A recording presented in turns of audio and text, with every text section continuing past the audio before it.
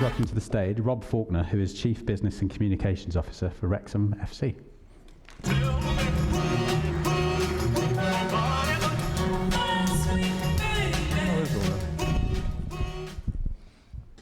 So, hello everyone, good afternoon or good evening. I think Dom told me this was the kind of headline slot, but it was as the graveyard slot, I think. So, try and keep you entertained for the last 20 minutes of today. Just to manage expectations a bit, the presentation's kind of in 3 sections. I want to talk a little bit very quickly about the documentary and kind of the Wrexham story as the prequel. Then about the club itself. It's a football club, so talk about the sporting side and how that works in a normal football world. And then actually talk about the brand and talk about marketing and the activations and with our partners and some of the great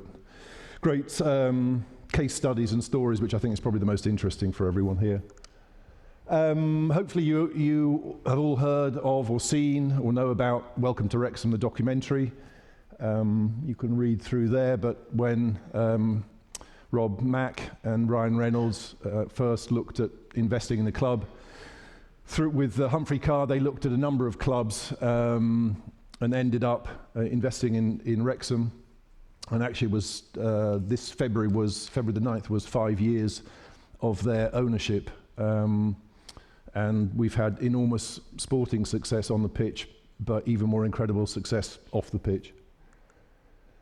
The Wrexham way, this is something we use internally. Again, I won't labour the point here, but it's when they looked at investing in the club, they looked very carefully at the town, at the people, the history of the club, the heritage, so that kind of brand that was in there as a club, the uniqueness of the football club, the people, the fact that it was located in Wales, proudly Welsh, North Walian even, rivalry with Swansea and Cardiff.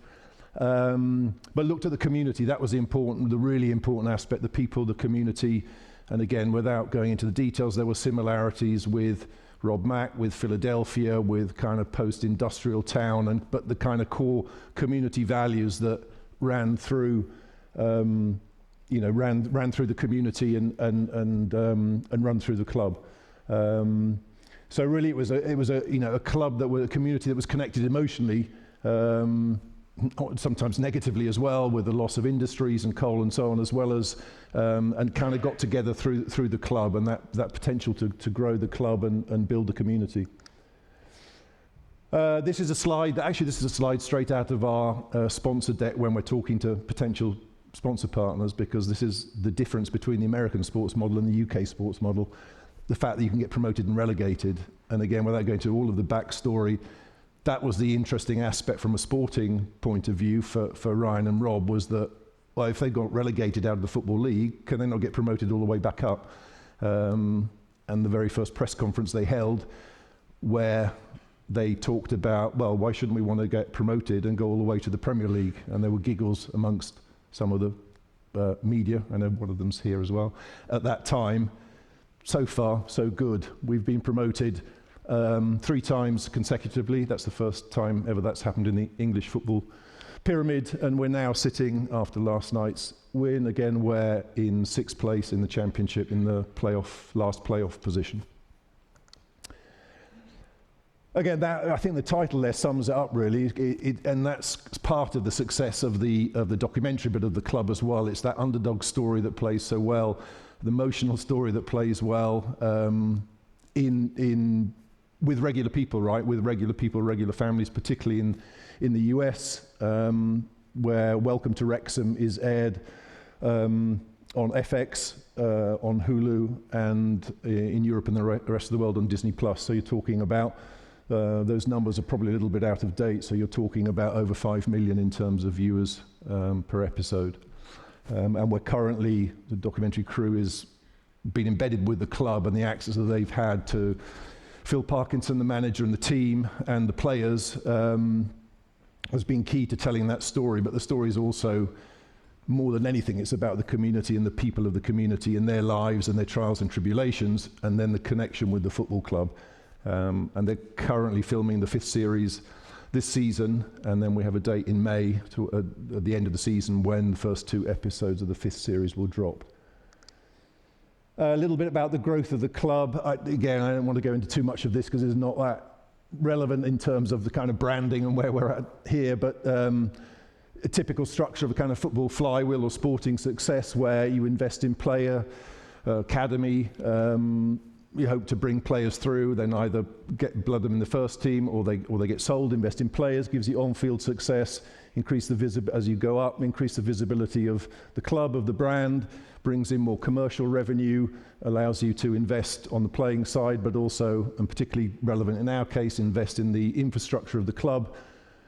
Particularly, again, in our case, we're looking for land to buy where we can build a new training centre. We've invested in the women's team. We're investing in the stadium. I'll briefly go through some examples. But that gives a better environment and so on, and it feeds back into being able to bring players through and keep the flywheel going.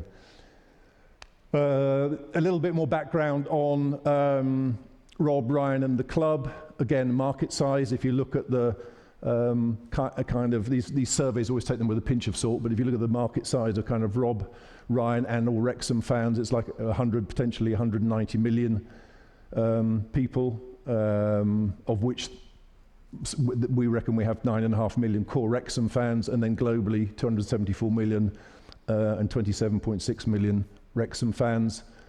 We probably skew more towards the North America than other football clubs, again, clearly because of the documentary, and actually in terms of commercial revenue, over 50% of our commercial revenue from our League One, which is our last published figures, where revenue was 27 million, came from outside the UK, which is unusual for a UK-based club.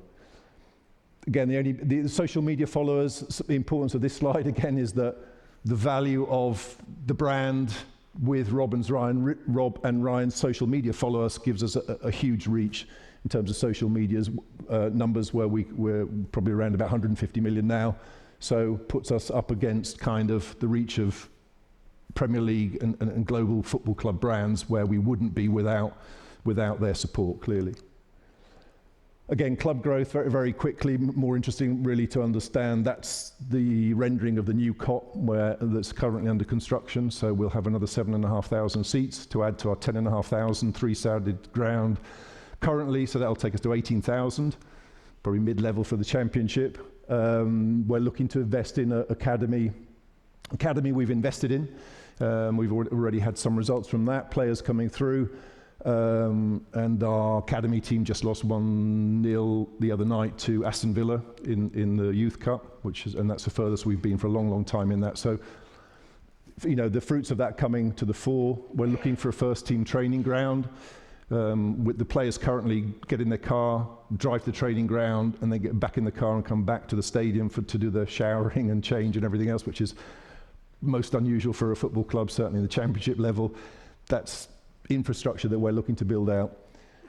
Women's team, we've bought the stadium for the women's team. We're investing in the women's team, who just recently won the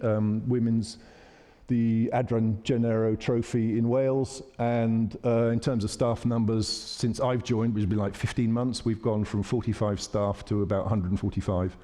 And that's probably still below the regular in the championship, certainly Premier League. A few slides on the brand, right? Thanks for the reach of the documentary and Rob and Ryan. We've got a certain number of global partners that have allowed us to kind of punch above our weight on the field as well as off the field. So for example, we've got, these are 3 examples. I'm going to show you 3 videos because they speak for themselves. The first one is Stoke Cold Brew Coffee. That's also, I've got a slide, a case study on that. That's interesting because you can't buy that in the UK. The Americans love that. That's that bottled cold coffee that they pour over ice. It's actually a Danone brand, I think. But they're our stadium sponsor, and as I said, you can't buy it here.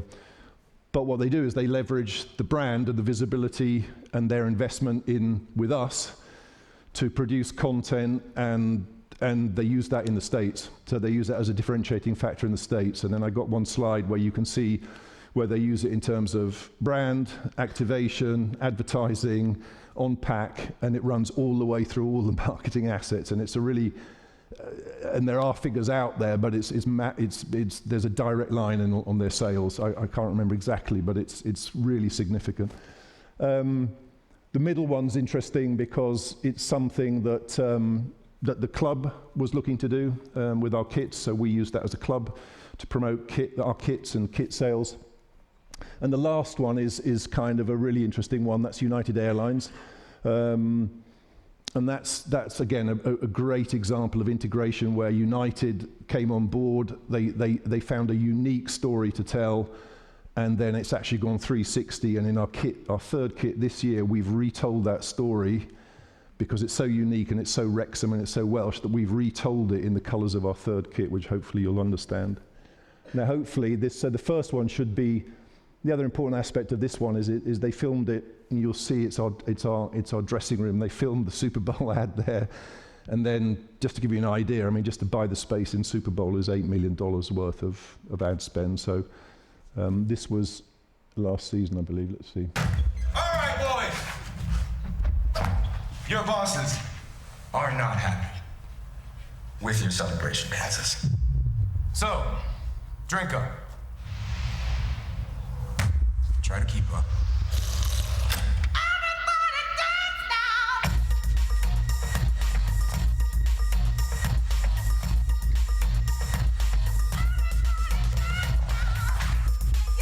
Most important thing, eye contact.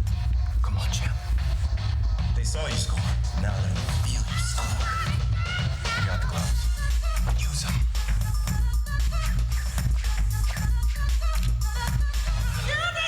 All right, you guys got it?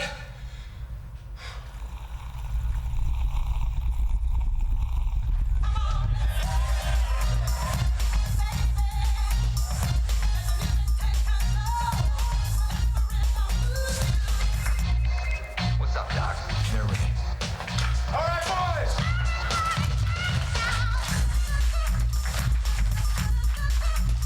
Stoke, cold brew coffee. No, I promise, Ryan and Robin, keep it classy. Everyone put your clothes back on. There you go. So there's plenty of stories in and around that, but the bit I love is that, you know, there's the Welsh British radiator that's right behind Channing Tatum when he's like the main shot, and you just think that's our dressing room, right? That's the authentic aspect. But that's some of the genius of the guys that work with Rob and Ryan in terms of, you know, script writing and everything. This next one then is this is the club. We try not to sort of use, and we don't get that much access to Rob and Ryan, but specifically around last year around kit sales. This was a moment that we wanted to push kit sales halfway through the season, and this is the kind of creativity that comes from. So this is again utilising the Rob and Ryan effect in the marketing of kit sales. I'll show it to you and then I'll tell you the outcome at the end. Hello, I'm Ryan Reynolds, co-chairman of Wrexham AFC. And I'm Rob McElhenney, also co-chairman of Wrexham AFC. You may have seen a lot of announcements recently. We signed some pretty legit players in the transfer window. And we unveiled plans for a shiny new cop, which is a stadium. And it is expensive. Running a football club is like lighting money on fire, except it doesn't keep you warm. Picture a black hole. Now throw your wallet in it. Which brings us to our sale on kits. Act now. That's 50% off on all jerseys between now and March 5th. Act now! Act now. Act now! Are you acting now yet? Because running a football club is like running into a financial brick wall. You may think it's all fun and games, but you haven't received a call from Rob McElhenney at 3 a.m. screaming bloody murder. This thing is bleeding me dry every single week. No, I wasn't screaming at you, Ryan. I was crying. Act now. Or whenever you can. Just kidding. Act now. So again, the outcome of that is, I think within about a week, we sold 10,000 kits. So, you know, direct ROI, if you like, on that one. And then this last one, I'll just show you this as well, because this is a great one, and this Mary from United talks about this. This You'll see the advert, that's for this year's third kit, and then I'll show you a little clip of earlier on in the documentary and kind of where this all came full circle. But this was to promote this year's third kit, and this was obviously supported by United Airlines.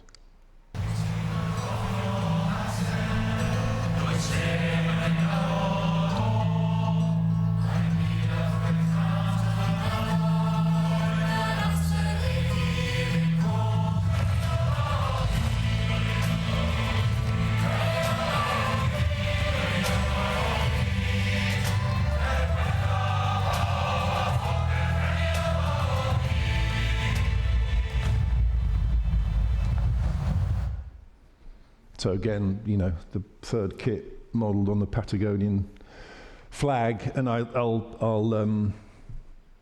incidentally, the story on this one is that currently, this season, that third kit outsells our second kit. Second kit's yellow, you might say, like, okay, maybe that's why, but it's unusual for a third kit to outsell that because of the storytelling behind it, and it's going well. Okay, I need to move on. Okay, this is a good one because this is now, this is the backstory. This is, there was a storyline in one of the early, when United were first on board, in one of the early series of the documentary, where they flew to Patagonia and they filmed the Welsh community in Patagonia, that left whenever it was 150, 160 years ago on the Mimosa, and they've kept the Welsh language. And they filmed a piece of the documentary there, and actually became kind of so successful that it became like a mini documentary that they then used. And that kind of relationship with United, which has gone back quite a few years now, the documentary, for example, is shown in screen on United Airlines, and is the #2 watched show on the in-flight entertainment system. But this is it's a little bit longer, but this is the backstory to what you saw came out there with our third kit. That I am Welsh, and to feel Welsh, and to never have been in Wales, it's a part of who I am. I want the Welsh to know that here our traditions and culture remains alive and well. Soy el mayor fan fuera de Gales de Wrexham. Es un sueño poder viajar allí y poder ver un partido.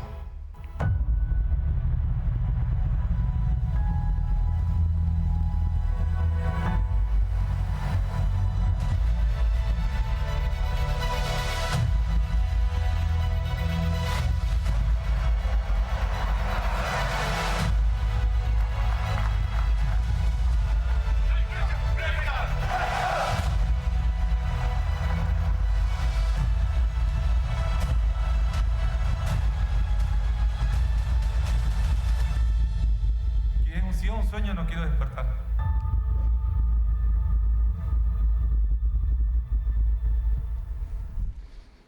It's okay, that's for me is brilliant storytelling, kind of the emotional pull. It's authentic with the club.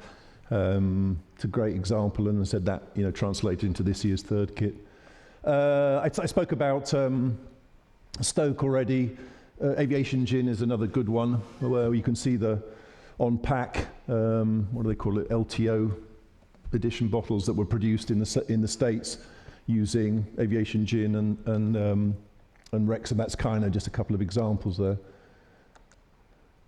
I'll go quickly on this one. There, retail growth, we changed changed strategy. We evolved our strategy. We used to send out all of the, including our now 10,000 kits directly from the club shop. We've since signed a new licensing deal with a technical kit supplier, Macron, and they do our global distribution, which is incredible for when we were talking about it. We were a club in League One, so that we don't have to ship everywhere around the world. Obviously, the tariffs in the US, they still get hit on that, but we'll fulfill orders from the US. So it gives us, we're also in JD Sports, we're in locations in Heathrow, so you'll see Chelsea shirts, Tottenham, Arsenal, Real Madrid, and you'll see Wrexham one. So that kind of brand exposure has allowed us to do deals with Macron, to get in directly into retailers. We're in Dick's Sporting Goods in the US, we were on tour in Australia and New Zealand, we were in Ultra Sports down there. So it allows us now to retail and sell globally, again, connected with the growth of the brand. And this is my slide about Stoke, as I was saying. So, I showed you the advert, but there is an integration storyline in the documentary with Stoke. Then above the line was the Super Bowl ad. Rob and Ryan, again, access to them for posting and so on. They featured with content with Stoke there. You can see that's a Stoke bottle. 3 years ago on tour, there's obviously we do a lot of experiential stuff, particularly with Maximum Effort and More Better, the two agencies in the US, Ryan and Rob's agencies in the US. Then there's more kind of traditional. As a partner, they get LED and visibility inside the stadium. And again, I think interesting from an FMCG point of view, Stoke's activation on bottles, on limited edition bottles, and what they do when they push through the retail side. And then lastly, maybe back to where we started on. This is Ryan's quote at the time when he says, we say this all the time, but we want to be in the Premier League, as crazy as that sounds to some people. If it's theoretically possible to go from the 5th tier of professional football all the way to the Premier League, why wouldn't we use a last drop of blood to get there? So thanks again to Phil and the team and the kind of constant evolution of the team. Again, as a football club, that sort of drives success and allows you to activate everything else off the pitch as well. But hopefully you've been able to see that still remains the target, where said 6 in the championship is tight. It's going to be tight, I think, all the way till the end of the season. But certainly the team sort of on the pitch and off it believe in that.